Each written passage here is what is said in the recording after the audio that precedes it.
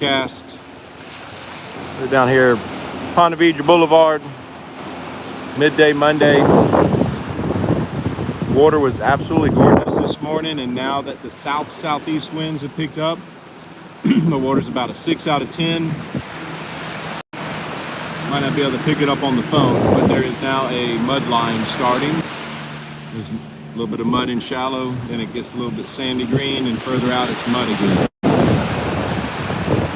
Not good. Had clean water the last, 3 days, crystal clear. Already got a few reports this morning.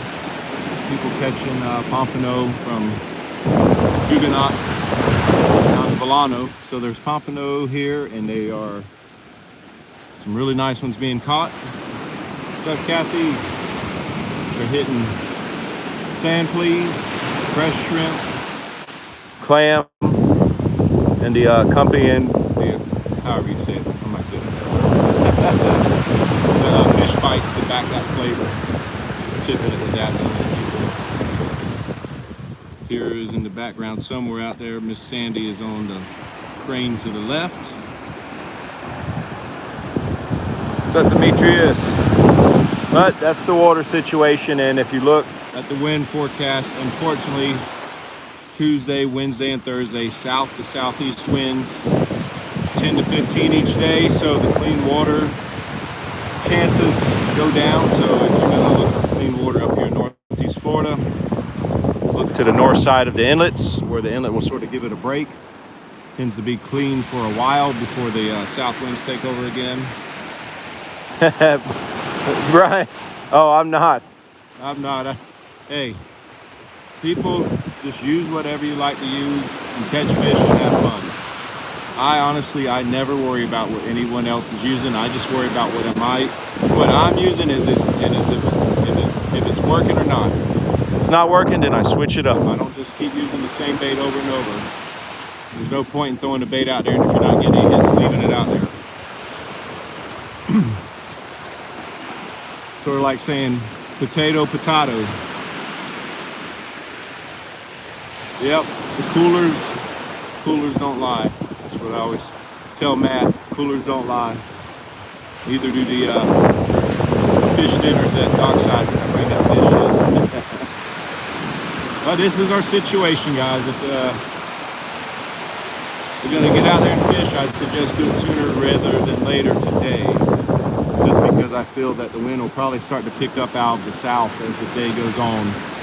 At one point yesterday afternoon, even though the water stayed clean up at the Jack's Pier, it was southeast at 18. So right now it's probably southeast about, I'd say steady 10 to 11. Demetrius, towards the end of the week, the tides get better where you're going to have a lower tide later in the afternoon, so you'll be able to fish the incoming, especially if you're hitting Jack's Beach. You really need to avoid fishing Jack's Beach on that dead high tide, because most of the time it's very flat. I see, Brian. Well, as long as your cooler is full of drinks, then you don't want to get dehydrated when you're fishing in the heat. They don't need to find you passed out on the beach, right?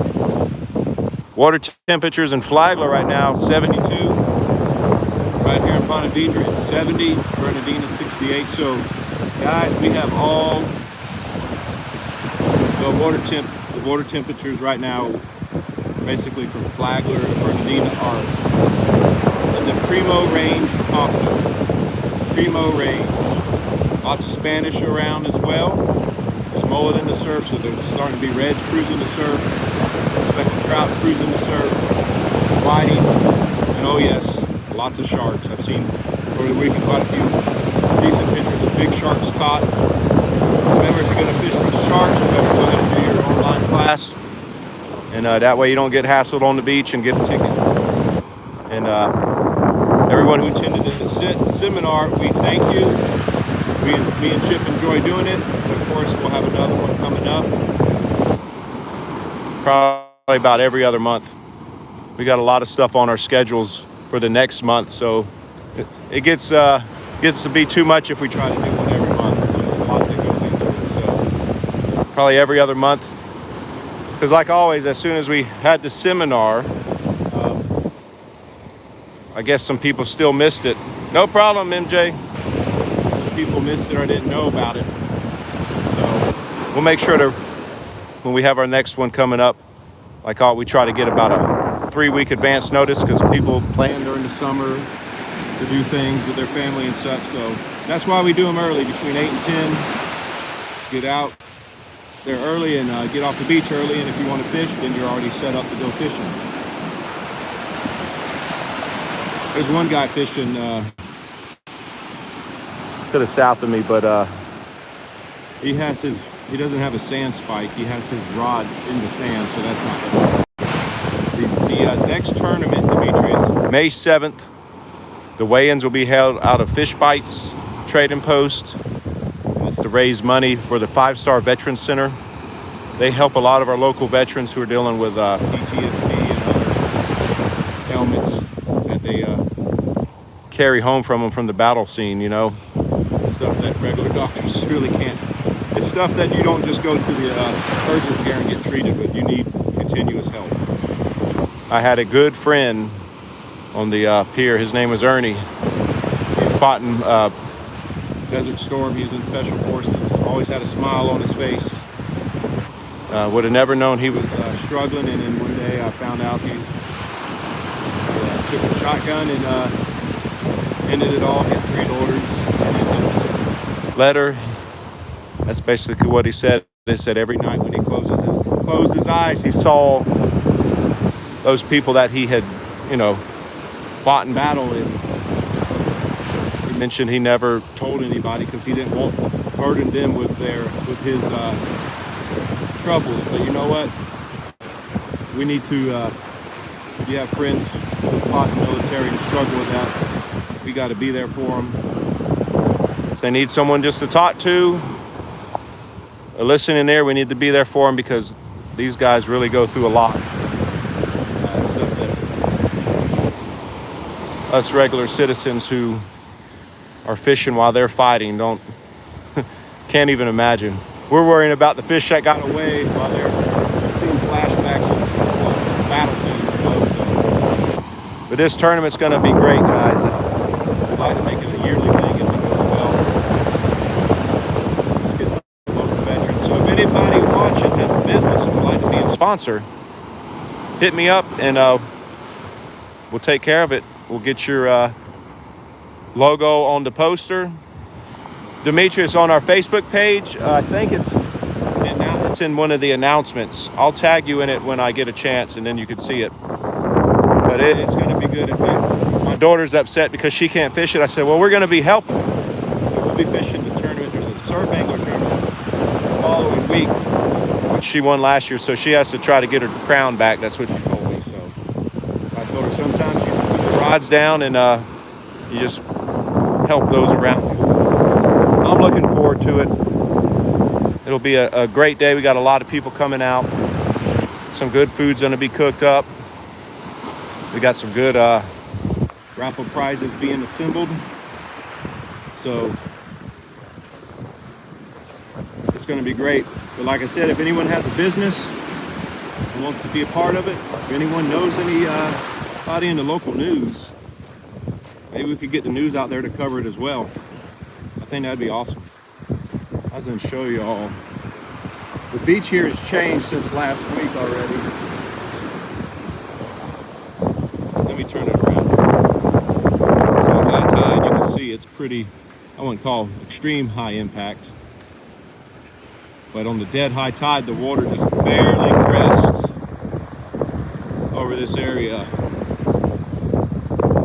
You can see where the shell washes. So on the dead high, it's probably going to come up here some, you know.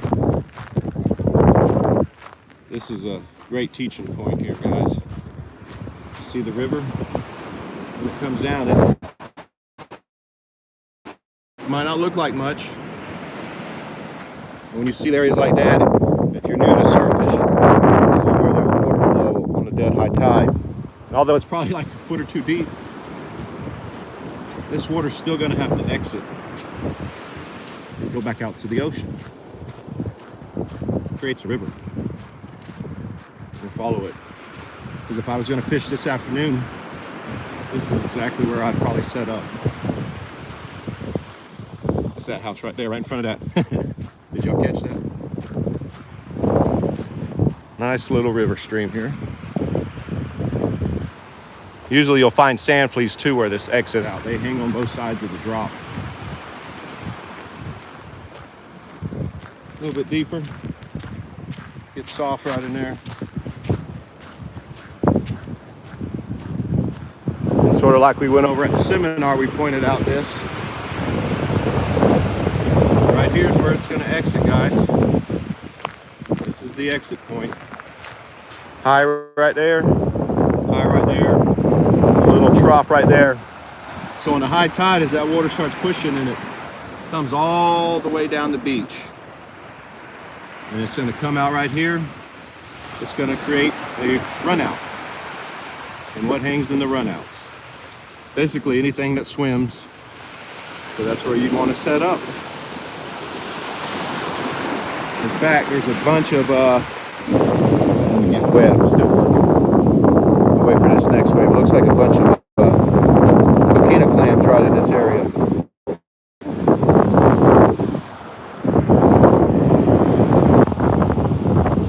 You can see the little marks. They're not always that easy to find though.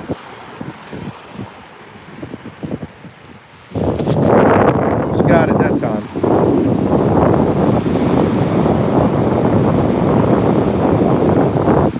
Yeah, real small. Real small. There it is. See how small they are?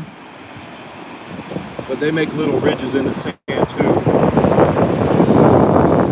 Those fish will absolutely eat them up.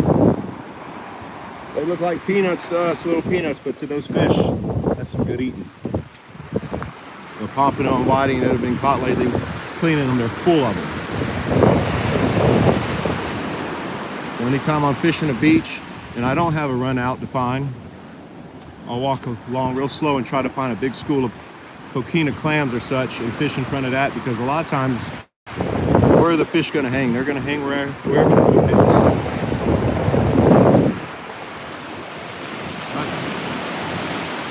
Water's still good for now, about a 6 out of 10. Definitely should be some pompano cruising this beach right now. And nobody to hit them. So when you get out on the beach area, it's game on. All right, I'm gonna get back to work. Hope y'all catch them up and y'all have a great day.